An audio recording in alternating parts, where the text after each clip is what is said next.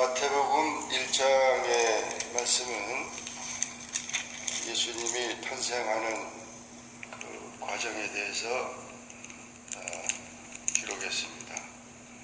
이 마태복음은 그 유대인들을 대상으로 기록한 마태가 기록한 복음인데 또 이제 마가복음, 또 누가복음, 요한복음 이렇게 복음서가 네 가지로 신약성경에 되어 있는데 이것은 바로 예수님의 사역에 대해서 또 예수님이 어떻게 탄생하셨고 어떻게 사역하셨는지를 말씀해주는 복음서입니다.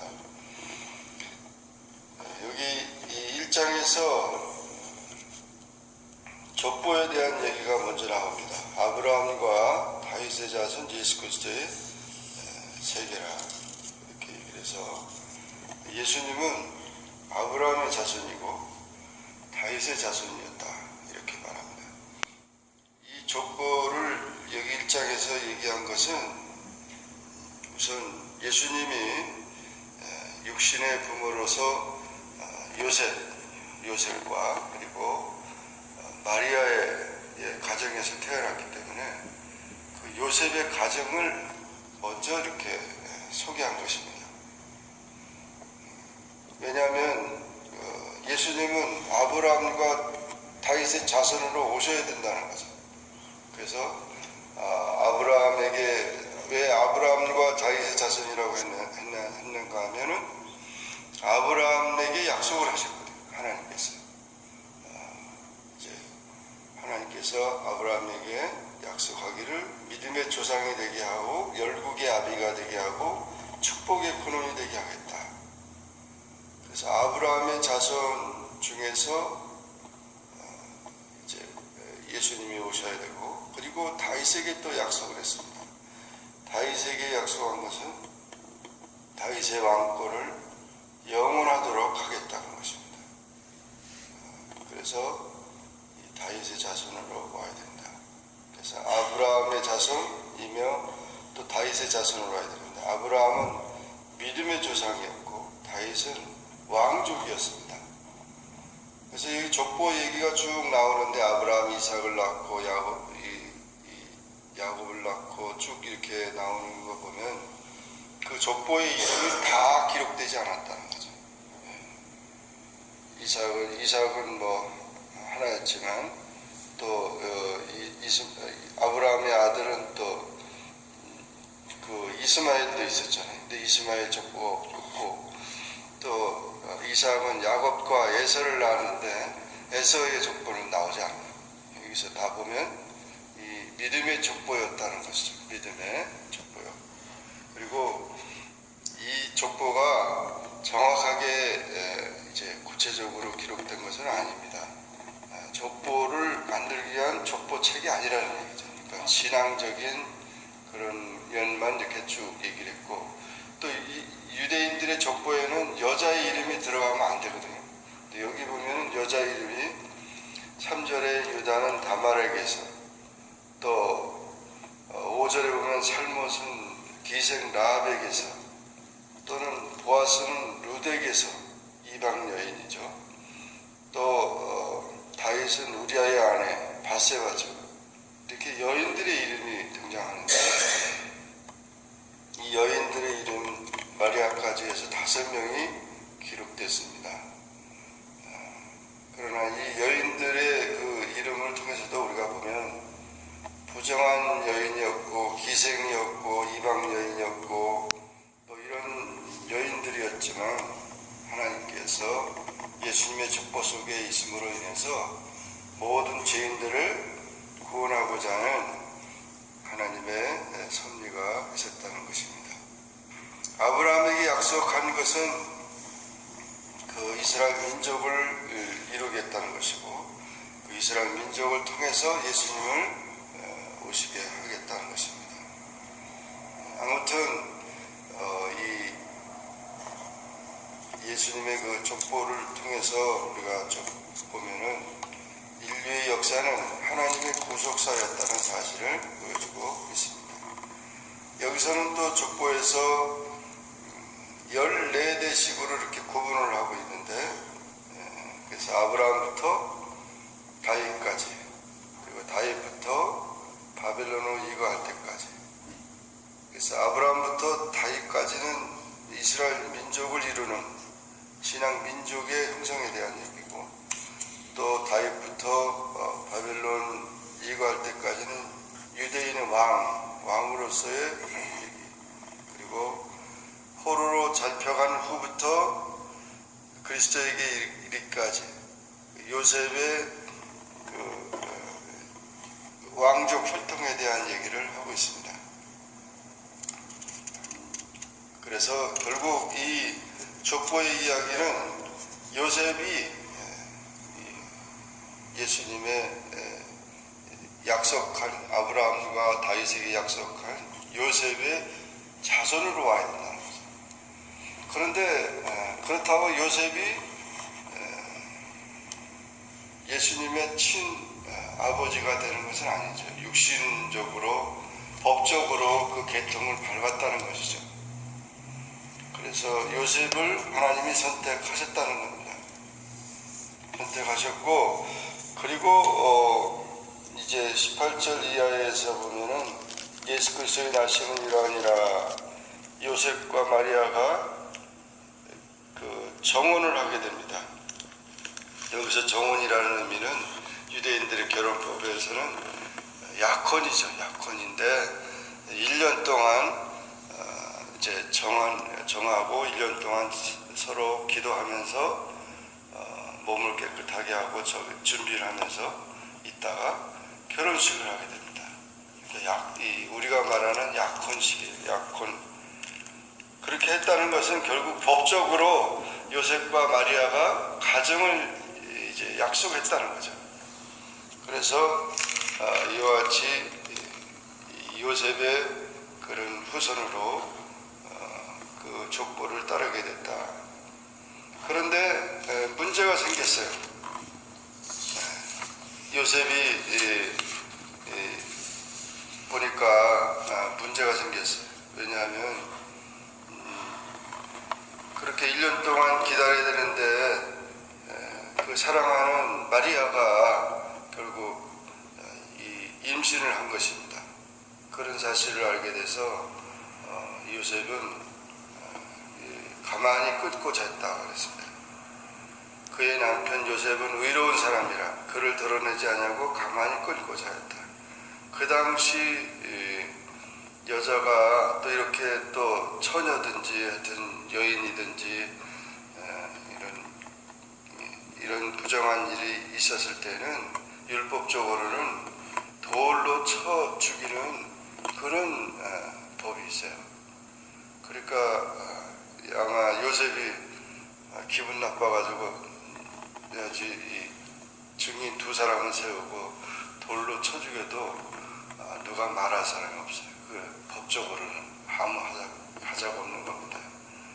그러나 요셉은 그를 드러내지 않고 가만히 끌고 자했다는 것은 유대인들이 정혼한 후에 헤어지는 방법은 파혼뿐이었습니다. 그래서 그저 약속한 것 우리가 없는 걸로 하자, 이렇게 하려고 했던 것입니다. 그런데 이 일을 생각하니까 얼마나 고민이 되겠어요. 근데 그 고민하다가 꿈에 주의 사자가 나타나서 요셉에게 이제 꿈에 현명하게 됩니다. 다윗의 자손 요셉아, 내 아내 마리아 데려오기를 무서워 말라. 그에게 잉태된 자는 성녀로 된 것이다. 그랬습니다. 이제까지 인류의 모든 번식의 역사, 또 사람이 태어나는 모든 일은 그저 보통 한 남자가 한 여자를 만나서 이루어지는 그런 후손들인데, 여기서 유일하게 아내 마리아는 성령으로 잉태됐다는 것입니다. 하나님의 방법으로 되었다는 것이죠. 그래서 이 요셉에게 그와 같은 사실을 말해줬습니다. 근데 요셉은 신앙이 있는 사람이죠. 그래서 하나님을 두려워하고 하나님 말씀을 잘 깨닫는 사람이기 때문에 이 말씀에 대해서 순종한 것입니다. 하나님의, 물론 또 유대인들은 메시아가 오신다고 하는 것을 다 기다렸는데 그 일이 내 가정에 나를 통해서 일어난다는 사실을 볼 때 굉장히 요셉이 놀랬기도 했고 그러면서 이 요셉의 고민이 해결됐다는 것입니다. 그러면서 아들을 낳으리니 이름을 예수라 하라. 그 아들인지 딸인지도 모를 텐데 벌써 다 얘기를 해줍니다. 천사가 그가 자기 백성을 그들의 죄에서 구원할 자였습니다. 그래서 메시아 구원자가 오셨다는 것입니다. 그러므로 오직 이 구원자는 그 당시 우리가 유대인들이 하나님 앞에 죄를 사함받기 위해서 짐승을 잡고 또 제사를 드리는 그런 모든 행위였지만은 이제 그 모든 것을 다 이룰 메시아 구원자가 오셨다는 것입니다. 이 예수님이 세상에 오신 목적은 죄 문제를 해결한 것입니다. 인간에게서 가장 큰 문제는 죄 문제입니다. 그래서 이 죄 문제가 해결될 때 죽음의 문제도 해결되는 것입니다. 이것은 이사야 선지자가 이사야 7장 14절에 예언했습니다. 보라, 처녀가 잉태하여 아들을 낳을 것이요 그 이름을 임마누엘이라 하리라. 이를 번역한즉 하나님 우리와 함께 계시다 함이라 그랬습니다. 그래서 그 예언대로 처녀가 잉태하는 그 유일한 방법이 하나님과 우리 인간 사이에 그 문제를 해결할 수 있다는 거죠. 왜냐하면 지금까지 모든 아담의 후손들은 다 죄의 후손들이에요. 깨끗이 못하다는 거예요. 온전하지 못해요. 그런데 예수님은 죄 없는 그런 인간으로 태어나야 되기 때문에 말씀으로 계신 하나님께서 인간의 몸을 입으시기 위해서 그 마리아의 그 몸을 빌린 것입니다. 또 육신적으로는 요셉의 족보를 따르게 한 것입니다. 그리고 이제 예언적으로는 또 마리아의 몸을 빌려서 이렇게 하신 거예요. 그러니까 결국 이게 다 맞아 들어가는 거죠. 요셉의 마리아의 그런 것을 통해서. 그래서 결국 이와 같은 하나님의 역사가 이루어지게 된 것입니다.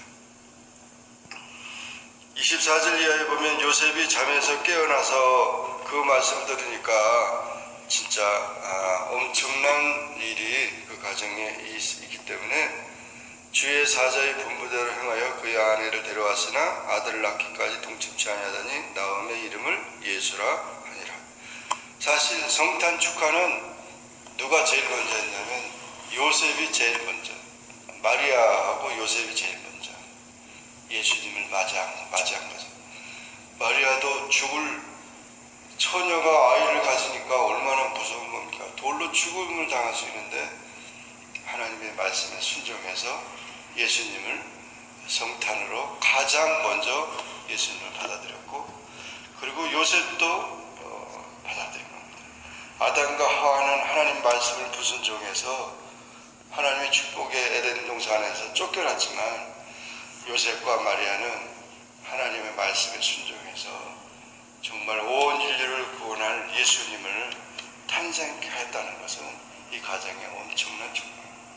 그러므로 이 가정이 하나님의 축복을 받는 가정이 있고 가정이 하나님의 저주를 만드는 가정인데, 이렇게 마귀의 유혹을 끌어들여가지고 가정이 파탄되는 아담의 가정이 아니고 이렇게 천사의 지시대로 그 말씀을 순종해서 예수님을 모시는 가정이 복된 가정입니다. 온 인류를 구원하는 예수님을 보게 했다는 것입니다. 이 성탄은 바로 가정의 기쁨이 되고 온 인류의 이제 축복이 되는 그런 성탄이 된 것입니다. 사실을 우리가 깊이 깨닫고 하나님의 귀한 은혜가 우리 가정에 이제 남편과 아내, 자녀들과 함께 더불어 주님을 모시는 그런 복된 역사가 가장 큰 축복이라는 사실을 기억하면서 언제나 임마누엘의 이런 축복이 있기를 주의 이름으로 축원합니다. 기도하겠습니다. 주님 감사합니다. 오늘 마태복음 1장의 말씀을 통하여 주님이 이 세상에 오시는 그 아름다운 모습을 보았습니다. 그러나 엄청난 그런 사건이고 또 위험한 그런 선택이 있을 수도 있는데 하나님의 말씀에 절대 순종하는 요셉과 마리아의 삶을 통해서 이 역사 속에 또 주님이 오셔서 인류를 구원하게 하시는 그런 놀라운 이 사건을 이제 저희들이 보았습니다. 이 신앙 고백을 통해서 우리 가정에도 또 우리 심령에도 언제나 임마누엘로 함께하며 또 우리의 죄 문제, 죽음의 문제를 해결하여 하나님 나라를 이루는 복된 우리의 삶이 되게 하여 주옵소서. 예수님의 이름으로 기도하옵나이다. 아멘. 하늘에 계신 우리 아버지여 이름이 거룩히 여김을 받으시오며 나라의 마옵시며 뜻이 하늘에서 이룬 것 같이 땅에서도 이루어지이다. 오늘날 우리에게 일용할 양식을 주옵시고 우리가 우리에게 죄 진 자를 사하여 준 것 같이 우리 죄를 사하여 주옵시고 우리를 시험에 들게 하지 마옵소서. 다만 악에서 구하옵소서. 대개 나라와 권세와 영광이 아버지께 영원히 사옵나이다. 아멘.